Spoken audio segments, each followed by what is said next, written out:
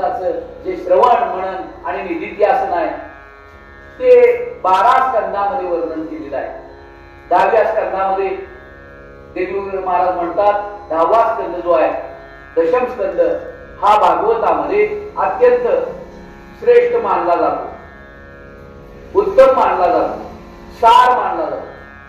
त्याच्यामध्ये भगवान श्रीकृष्णाच्या लीला आपल्याला बोध देण्यासाठी त्या ठिकाणी रचलेले आहे. नाहीतर ते मगाच्या सारखं होईल.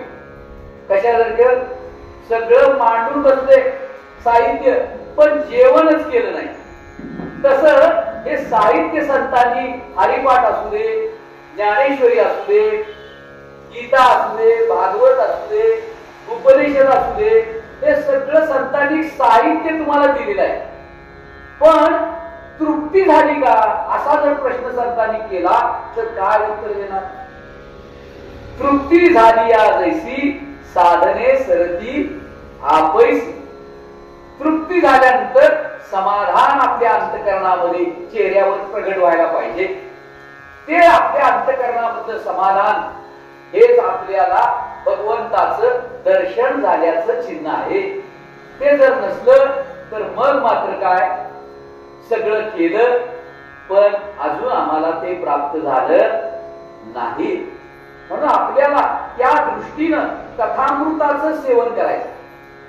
जशी नदी सागराला मिळाल्यानंतर नदी राहते का? नदी सागराला मिळाल्यानंतर नदी राहते का? काय होती मग? समुद्र होते. मग भक्त भगवंताचं दर्शन घेतल्यानंतर काय व्हायला पाहिजे? जर नदीनं सागराचं दर्शन घेतल्यानंतर नदी राहत नाही तर भक्तानं भगवंताचं दर्शन घेतल्यानंतर भक्त काय व्हायला पाहिजे? मग भक्त आता भगवंत आहे का भक्त आहे का विभक्त आहे का अभक्त आहे? काय याचा अर्थ त्याला दर्शन झालंच नाही, दर्शन समजलंच नाही. झाली या दर्शन एक वेळा म्हणले, एक वेळ दर्शन झालं, एक वेळ जर दर्शन झालं तर त्या ठिकाणी देव आणि भक्तामधली जी त्रिपुटी आहे ती मावळायला पाहिजे. याला म्हणायचं दर्शन. आणि ते दर्शन देणारा आहे सुदर्शन, ते आहे भगवंत. असं जे दर्शन आहे आपलं आपल्यालाच दर्शन आपला. म्हणून या ठिकाणी प्राप्तस्य प्राप्ती सांगितली. शेवटी तुला भगवंत कुठेतरी बद्रीनाथला, केदारनाथला, गंगोत्रीला किंवा गिरनारला तुला प्राप्त होणार नाही. तर ज्या वेळेला तुला भगवंत भेटतील त्यावेळेला संत म्हणतात ईश्वर सर्वभूतानां हृद्देशी अर्जुन तिष्ठन्ति भ्रामयन् सर्वभूतानि यत्र रूढानि माया. तुझ्याच अंतःकरणामध्ये भगवंताचं स्वरूप प्रगट होईल. कधी प्रगट होईल? ज्या वेळेला तुम्हाला उदाहरण सांगतो, त्यातली अंगठी गायब झाली की सोन्याचं दर्शन होईल. कधी करायची अंगठी गायब? यातली अंगठी गायब झाली की सोन्याचं दर्शन झालं. आणि सोन्याचं दर्शन झालं की अंगठी राहत नाही. आणि अंगठीचं दर्शन झालं तर सोनं असून समजत नाही. तसं आमच्या भगवंताचं आम्हाला दर्शन झालं तर आमचा जीव भाव राहत नाही. आणि जीव भाव जर राहत असला तर आम्हाला भगवंताचं स्वरूप समजत नाही. म्हणून प्रेम गली अति सागरी तातो दोन समाय. जब मैं था तब हरि नहीं, जब हरि था तो मैं नहीं. जो मी होता, मी म्हणणारा, तोपर्यंत आम्हाला तो कळत नाही. आणि एकदा तो कळला तर मी शिल्लक राहत नाही. एकदा सोनं कळलं तर अंगठी शिल्लक राहत नाही. आणि अंगठी जर कळायला लागली तर सोनं असून सुद्धा समजत नाही. तसं मी या अंतःकरणामधल्या स्फुरणाला जो आधारभूत परमेश्वर आहे, आधारभूत भगवान दत्तात्रय आहे, आधारभूत भगवान शंकर आहे, आधारभूत सच्चिदानंद परमात्मा आहे, आधारभूत ब्रह्म आहे, असं जे अधिष्ठान ब्रह्म जर कळालं तर त्याला म्हणायचं दर्शन. आणि त्या दर्शनामध्ये एकत्व निर्माण होतं, अनेकत्व नाहीच होतं. अनेकत्व गेलं, नानात्व गेलं आणि एकत्व राहिले. माय बापा म्हणले निर्गुणाचा संग धरीला मी आवडीने, केले केले देशू घरी माय बाप. असं हे भागवत शास्त्र आहे. भगवंताजवळ जाणार शास्त्र आहे, भगवंताजवळ नेणार शास्त्र आहे, हात धरून नेणार शास्त्र आहे. आणि श्रीधर स्वामी म्हणून जे टीकाकार आहेत, काय भागवत इतकं महनीय आहे की श्रीधर स्वामी त्याच्यावर त्यांनी उत्कृष्ट अशी टीका लिहिली. सगळ्या भागवताच्या टीकेमध्ये श्रीधर स्वामींची टीका अत्यंत श्रेष्ठ मानलेली आहे. ते श्रीधर स्वामी असं म्हणतात, वाहून मंदमती, मी मंदमती आहे. आणि आपल्या अभंगामध्ये सुद्धा म्हणतात, कर्महीन मतिमंद बुद्धी नाही, केला नाही करविला नाही परोपकार, केली बहुत परनिंदा, करू नये तो केला व्यापार, उतरी भार तुका म्हणे. मी संतांची सेवा केली नाही, मी कधी दान केलं नाही, हे सगळं ग्रंथामध्ये आहे. पण ते आपल्यावर आरोप करायचा, मी दान केलं का असं विचारायचं. सत्यनारायणच्या पूजेमध्ये सांगतात, त्यानं सत्यनारायणाची पूजा केली नाही.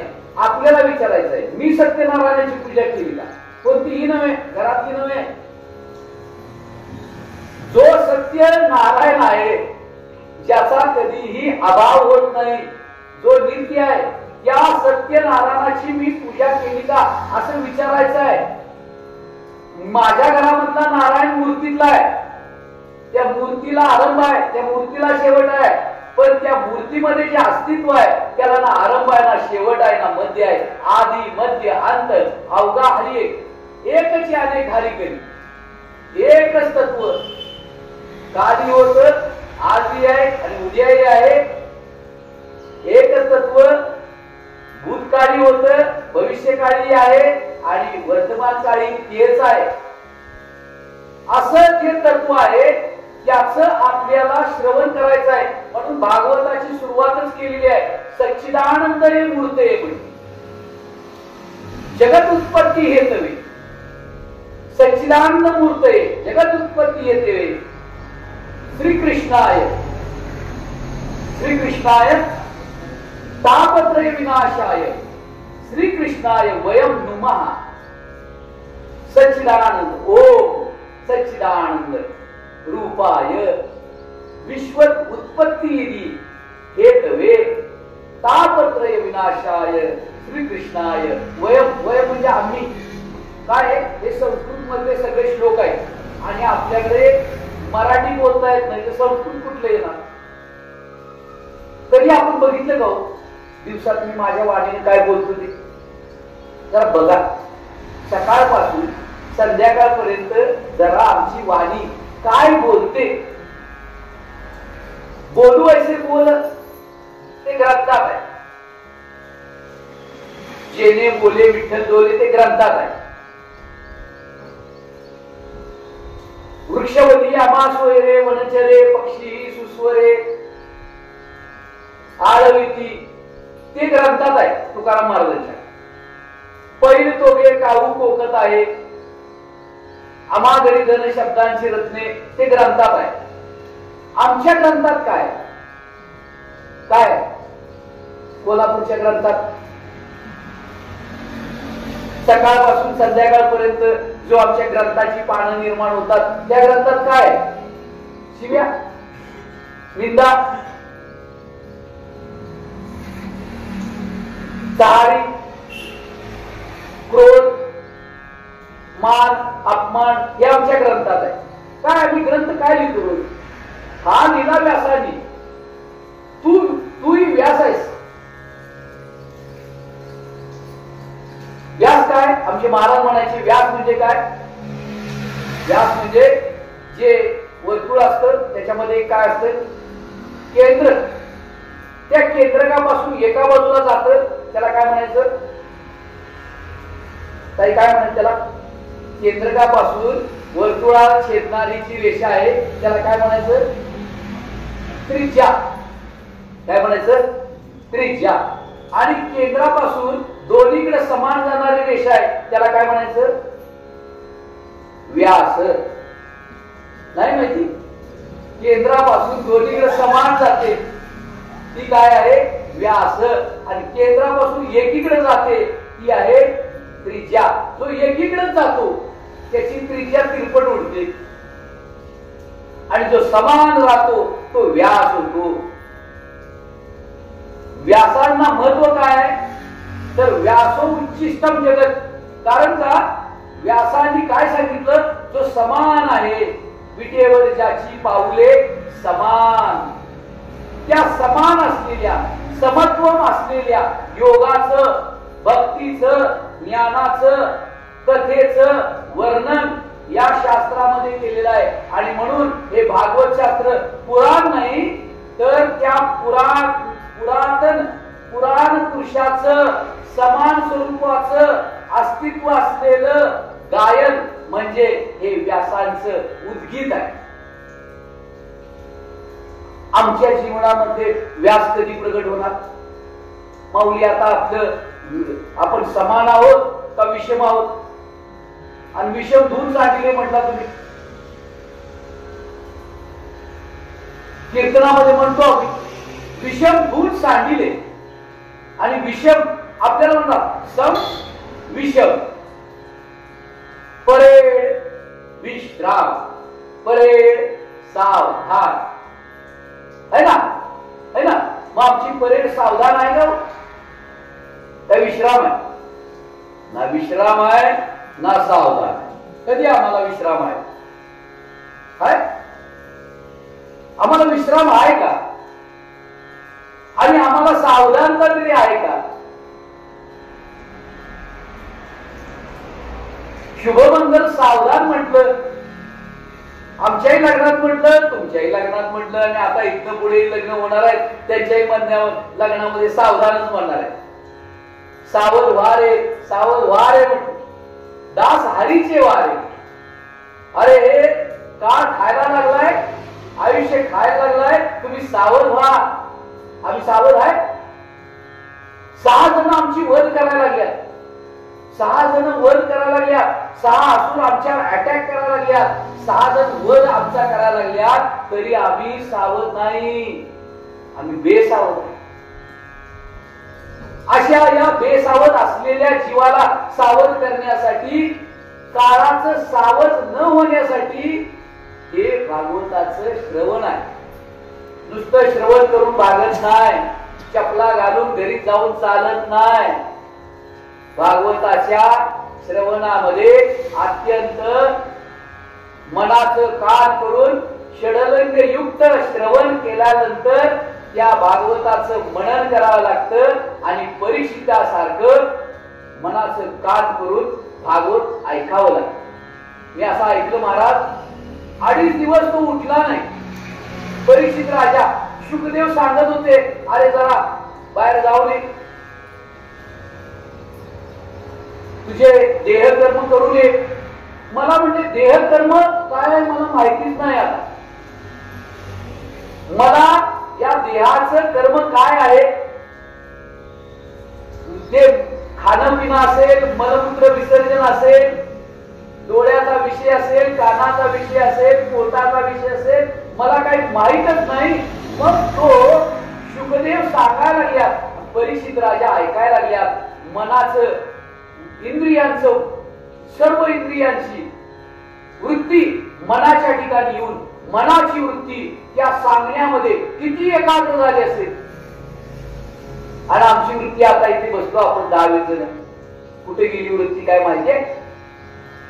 आपण शरीरानं इथे आहोत आणि मन कोणत्या वृत्तीनं बाहेर गेले, कोणत्या विषयातनं बाहेर गेले काय माहिती आहे? आता कदाचित तुम्हाला स्वयंपाक करायचा असला तर वृत्ती गेली असेल, माहिती नाही. वृत्ती म्हणजे राधा आहे, वृत्ती म्हणजे गोपी आहे. ती गोपी जशी भगवंताला सोडत नाही तशी आमची वृत्ती रूपी गोपी विषयाला सोडत नाही. आणि म्हणून आम्ही भगवंताजवळ आहोत, पण वृत्ती बहिर्मुख झाल्यामुळे जीव झालो, देह झालो आणि आमच्या अधपतनाला कारण झालो. तीच वृत्ती जर अंतर्मुख झाली तर ती वृत्ती धारा म्हणजे बाहेर जाणारी वृत्ती आहे आणि राधा म्हणजे अंतर्मुख होणारी वृत्ती आहे. आम्हाला धारेला लागायचं माहिती आहे पण आम्हाला राधा समजत नाही. भगवंतानी या ठिकाणी वृत्तीला गोपी करा म्हणून सांगितले. गो म्हणजे इंद्रिय वृत्ती आणि इंद्रिय वृत्ती विषयाभिमुख असते. ती वृत्ती अंतर्मुख करा. अशी अंतर्मुख करणारी वृत्ती आपल्याला जर प्राप्त झाली तर ती वृत्ती काय करते? पी म्हणजे त्या अमृताचं काय करते? पिबे श्रव तिचं पिते, तिचा स्वाद घेत, तिचा आनंद घेत. आणि म्हणून असा हा ग्रंथ आहे. मोठमोठे विद्वान जे आहेत, ज्ञानी जे आहेत, त्यांना सुद्धा या ग्रंथाबद्दल फार सांगता येत नाही. तर माझ्यासारखा पामर आहे तो त्याच्यावर काही जास्त बोलू शकणार नाही. संत म्हणतात 3 भागामध्ये भागवत बघावं. 1 ते 9 या भागामध्ये पहिल्यांदा त्याचं चिंतन करावं. त्यानंतर 10 आणि 11 असा एक भाग आहे ज्याच्यामध्ये भगवंताच्या लीला सांगितल्या आणि ज्ञान चरित्र सांगितलं. आपल्याला ज्ञान सांगितलं, ज्ञान लीला सांगितल्या आणि भगवंताच्या गुणलीला सांगितल्या. म्हणजे कृष्ण चरित्र सांगितलं आणि कृष्णाने सांगितलेलं ज्ञान त्या ज्ञान लीला 11व्या स्कंदामध्ये सांगितल्या. आणि 12वा स्कंद जो आहे तो आश्रय, त्याच्यासाठी सर्व जीवांना आश्रय कोण आहे, सर्व जीवांना गती कुठे आहे, सर्व जनांना स्थिती कुठे आहे आणि सर्व जीवांचं कल्याण कुठे आहे, असा जो आश्रय आहे सर्व जीवांचा, एकाचा नाही, सर्व जीवांचा आश्रय हा या ठिकाणी वर्णन केलेला आहे. अशा 12 स्कंदामध्ये या ठिकाणी भागवताचं आपल्याला चिंतन करायला सांगितलेलं आहे. आता आपण किती करतो, किती आपल्याला वेळ मिळतो, आपण किती वेळ काढतो, हे प्रत्येकाचं पूर्व पुण्याई किती आहे, संतांचा सहवास किती आहे, त्याच्या वासना किती कमी झाल्यात आणि त्याला अंतःकरणामध्ये तळमळ किती लागली त्याच्यावर अवलंबून. पण साधारण आपण मंद अधिकारी आहोत. काय आहोत? एक तर हे बी चालत नाही आणि हे ज्यावेळेस चालायचं बंद होतंय त्यावेळेस बायको म्हणते आता देवळात जावा. ती बळी अण्णांनी तिकडे देऊळ तयार केले आणि त्यांना एखादा माणूस पाहिजे असला तर तिथंच राहा. म्हणजे घरात जो बिनकामाचा आहे त्याला इथं अजून बाजून काय करायचं? ज्याला संसारच करता येत नाही, साधा संसार म्हणजे काय हो? आहार निद्रा भय मैथून तर संसार आहे. शास्त्रकार म्हणतात जन्म मरण हा संसार आहे. पण बायका मुलांचा संसार आपल्याला नीट धड राखट करता येत नाही, तिथं आमची बुद्धी चालत नाही. आणि इथं तर एकदम कुशाग्र बुद्धी लागते, कुशाग्र एकदम सूक्ष्म बुद्धी लागते. आणि म्हणून भागवत कुणाचं काम आहे? त्याची बुद्धी विचारवंत आहे, ज्याचं मन विवेकी आहे, ज्याचं अंतःकरण विवेक वैराग्यानं समृद्ध आहे, शमदमादी षटक संपत्ती युक्त आहे आणि ज्याच्या अंतःकरणामध्ये परीक्षितासाठी उद्धाराची तळमळ आहे, तो या ग्रंथाचा अधिकारी आहे. आपण परीक्षित आहे का बघूया. परीक्षित कुणाला म्हणायचं? परीक्षा जो द्यायला तयार आहे त्याला परीक्षित म्हणायचं. आता समजा परीक्षिताला सांगितलं 7 दिवसात तुम्ही जाणार आणि मला पण सांगितलं 7 दिवसात तुम्ही जाणार, तर परीक्षिताने काय केलं? परीक्षिताने काय केलं? काम धंदा सोडला आणि कुठे येऊन बसले?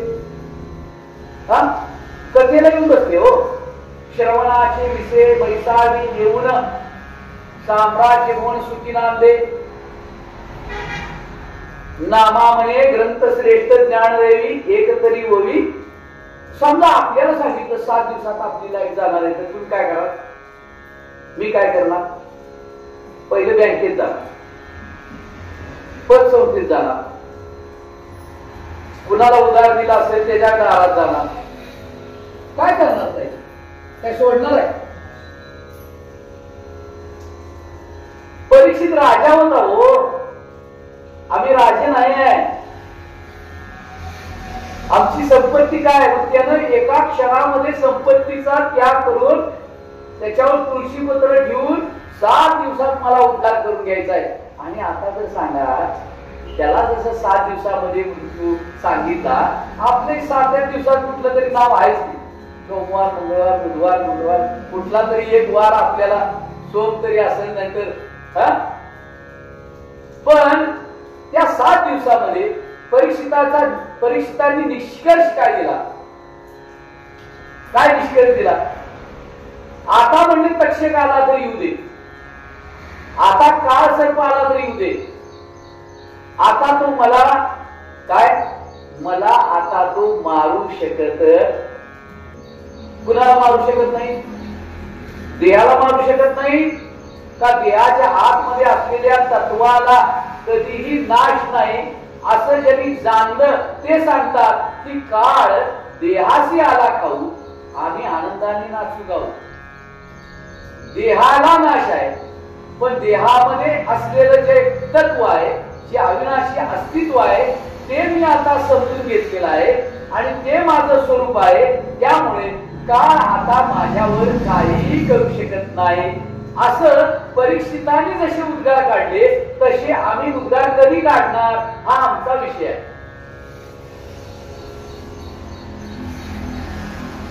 मरण माझे मरून गेले, मज केले अमर. माझं मरण मी समजत होतो, देह गेला म्हणजे मी गेलो असं मी समजत होतो, म्हणून मला मरणाची भीती होती. मला मरणाची भीती काय? कारण मी देह आहे. पण ज्यावेळेस त्याच्या लक्षात आलं की मी देह नसून देहाच्या आतमध्ये असलेले सच्चिदानंद स्वरूप आहे, जो आत्मा आहे, जो अविनाशी आहे, जो ज्ञानरूप आहे, जो निर्लेप आहे, जो असंग आहे, असं ज्या वेळेला त्यांना समजलं आणि त्याची परीक्षा त्यांनी दिली, त्यावेळेला शुकाचार्य विचारतात, राजा तुला समजलं का?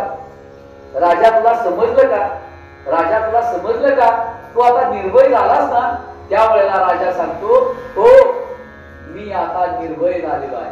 देहाला भय आहे, तत्वाला भय नाही.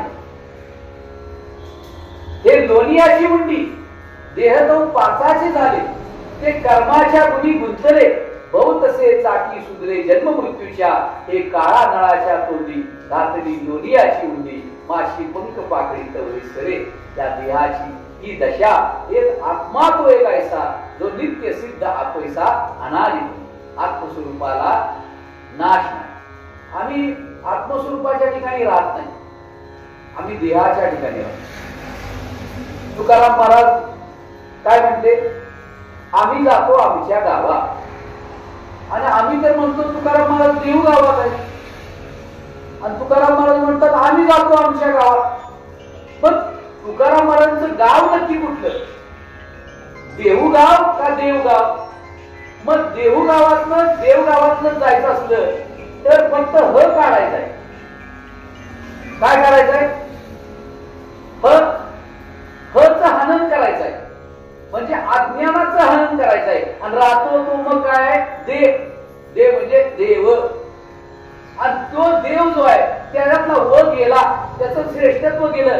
व शब्दाचा अर्थ सांगितला श्रेष्ठत्व गेलं, त्याच्यातलं आत्मत्व गेलं, त्याच्यातलं ईश्वरत्व गेलं.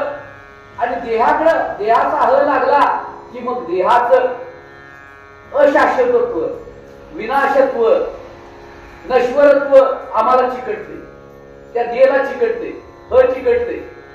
देह काढायचंय, वर राहून दे ठेवायचंय, म्हणजे आपलं अस्तित्व ठेवायचं आहे. आणि देहाचं जे अस्तित्व आहे ते वजा करायचं आहे. आणि असं जर केलं तर मग जो परीक्षिताला आनंद झाला तो सुद्धा आम्हाला काय होणार आहे? तो आपल्याला होणार आहे. आणि असा आपल्याला व्हावा खूप आहे.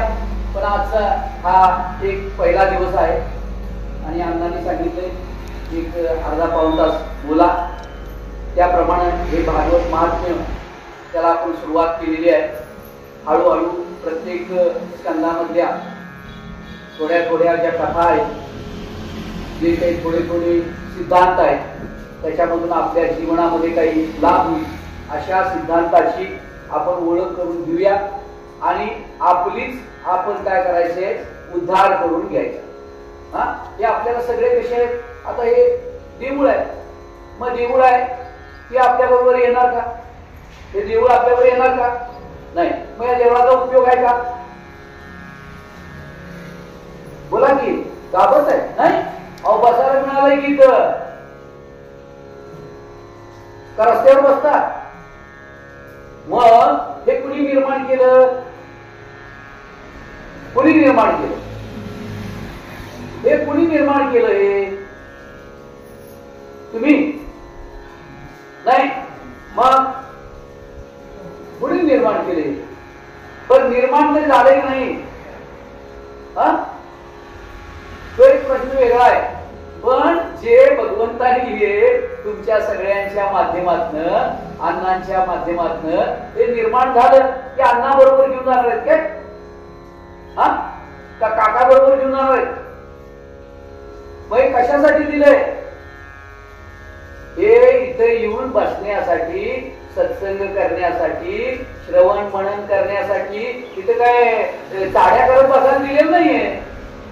मग तसं हे देऊळ, त्याच्यामध्ये एक भगवंत आहे, त्याच्यामध्ये हे 27 खांब अण्णांनी लावलेले आहेत, लावलेत ना.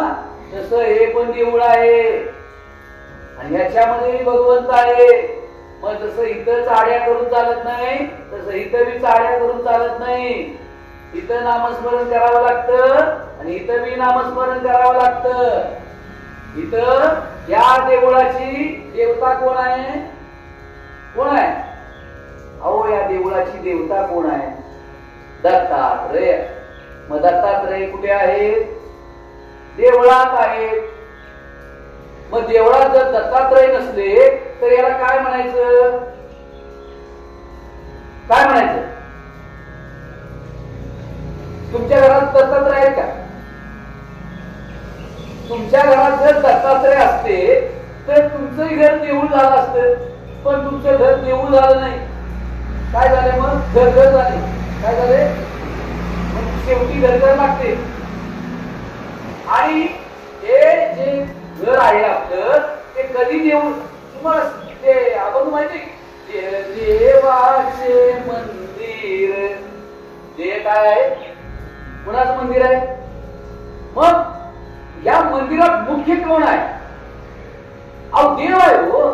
आणि देव नसला तर मंदिराला काय अर्थ आहे? तसं ह्याच्यामध्ये जर देव नसला ना तर काय नाही हो. काय नाही म्हणजे कथावळ नाही, श्रवणही नाही, मननही नाही. आता मग ही कथा कोण ऐकायला लागले? कोण करायला लागले? अहो तोच कथा करायला लागलाय आणि हे तुमच्यामध्ये तोच ऐकायला लागलाय हो. अहो ऐकाय कोण लागले? माऊली.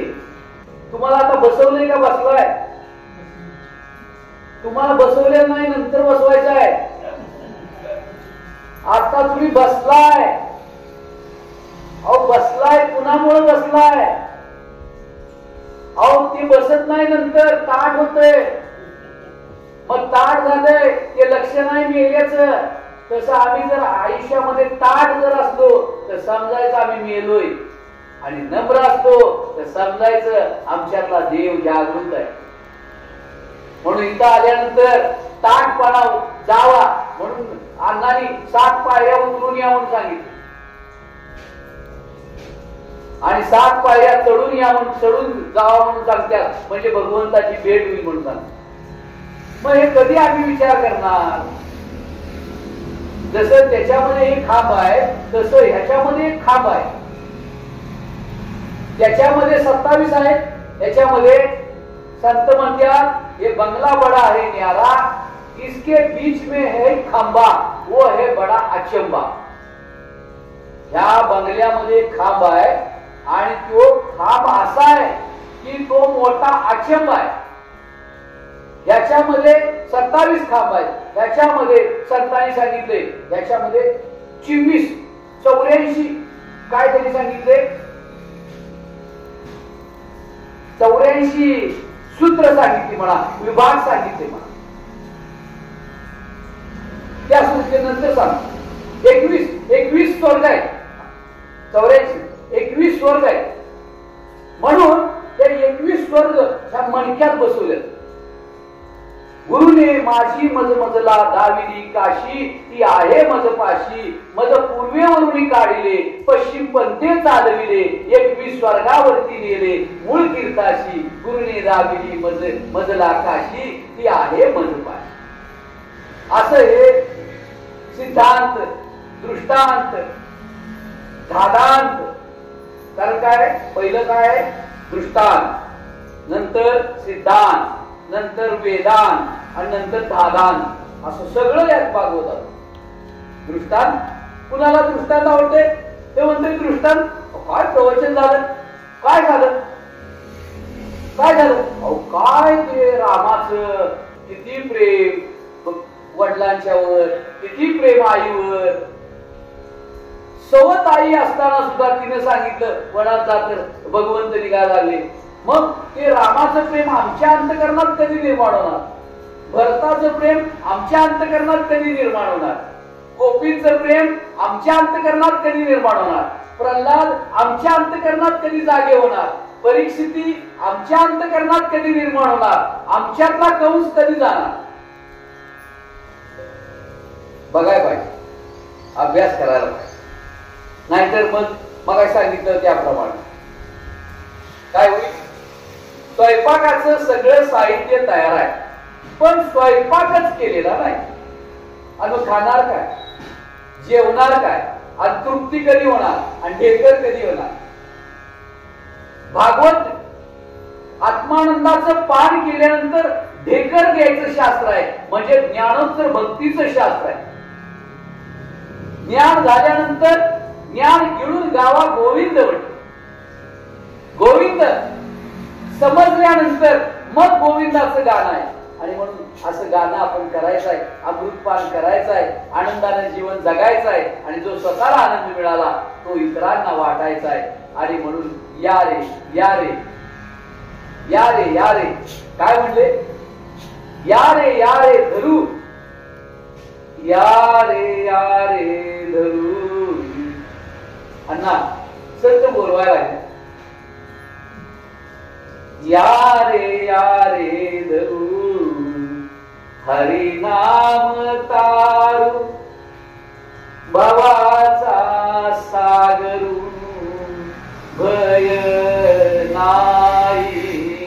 या रे धरू, हरी नाम तारू.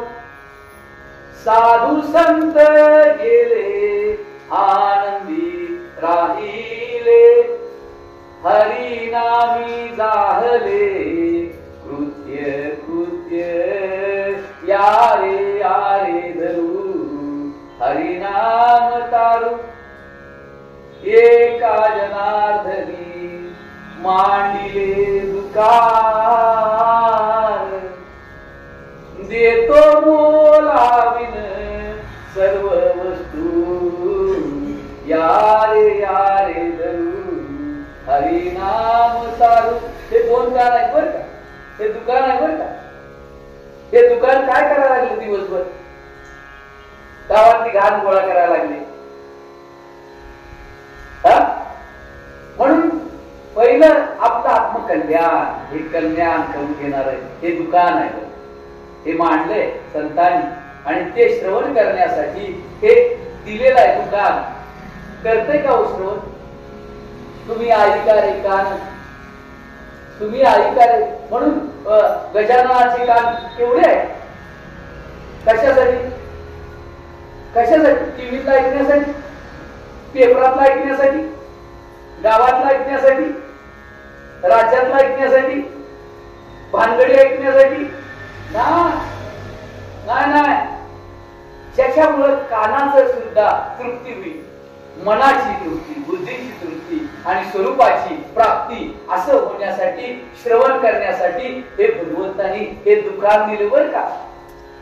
बघायला पाहिजे ना, दुकान चालवायचं म्हणल्यावर. मग इथं एक दुकान बसलं, हे दुकान हे चालायला पाहिजे म्हणून इथं एक दुकान बसलं.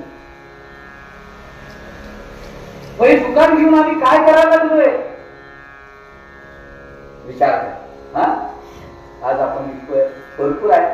तुम्हाला हे काय वर्ष गेली तर सरणार नाही, हे सरणार शास्त्रच नाही. हे जीवदशा सारणारं शास्त्र आहे आणि अमर करणारं शास्त्र ते म्हणजे भागवत शास्त्र. सरण सरण सरण कशाला म्हणतात? प्रेताला जिथं जाळलं जातं त्याला सरण म्हणतात. आणि सारण कशाला म्हणतात? सारण कशाला म्हणतात? जे करंज्यामध्ये घातलं जातं, जे मोदकामध्ये घातलं जातं, जे असलं तरच मोदक आणि करंजी चांगली लागते, जे सजुरीमध्ये घातलं जातं त्याला सार असं म्हणतात. आणि ते सार नसलं तर जे आसार आहे, बेचव आहे, ते वरच आहे, वरच आहे. ते सार आमचं मरण चुकवतं आणि जे आसार आहे ते आम्हाला मरणाचं दुःख देतं. आणि म्हणून आसारापासून जे काढतात आणि सार तत्वाची अनुभूती देतात, असं हे सार तत्व म्हणजे भागवत शास्त्र आहे. असो ना, करूया अभ्यास. कुंडली कवरदा हरी विठ्ठल.